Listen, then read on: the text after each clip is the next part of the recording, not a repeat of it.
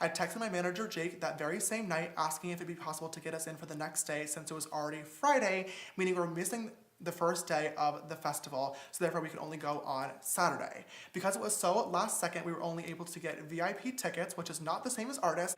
Keep in mind, weekend 1, I did have an artist pass. Weekend 2, I had a VIP going into the situation. When we walked into weekend 2, we noticed that there was a major difference in the crowd. We were in the VIP section and I started getting mobbed really quickly at a super unsafe capacity because, as many of you guys know, whenever we stop to take a photo, kind of other people tend to come and it just turned into a big situation. And when I felt unsafe in the situation, I panicked and I texted Nikita and asked her if she had a connection to the Sugar Bear hair team that could potentially help me out. To which they reached out to me and offered to come rescue me with a pass and backstage access and security to make sure that I was okay and was able to enjoy the festival along with my friend. Despite what Tati said in her video, this whole situation was definitely not a big scheme that was orchestrated beforehand.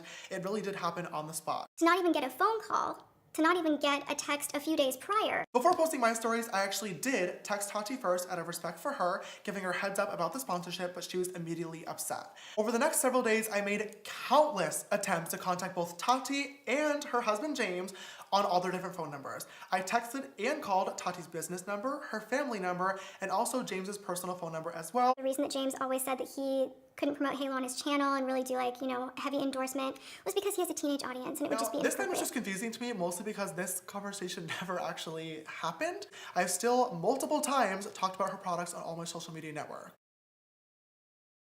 The last phone conversation that James Charles and I had, he said some things telling me about a situation that happened in Seattle at my birthday, and it literally made me want to vomit. Oh my God, you tried to trick a straight man into thinking he's gay yet again, and somehow you're the victim. A few minutes into the conversation, I asked him about his sexuality, and he told me straight up that he was bisexual. There was no straight men being manipulated anywhere in the story like Tati mentioned. Point being, everything that happened in the hotel room was 100% consensual, and this is confirmed, I said yes, by the only two parties that were actually there, being myself and Sam. After hearing this, like Tati said in her video, Tati and James actually did have a heart-to-heart conversation with me about the boys that I get involved with. They told me that talking to curious guys was going to continue to get me hurt, and that also it could look really bad from an outside perspective if somebody tried to manipulate the situation.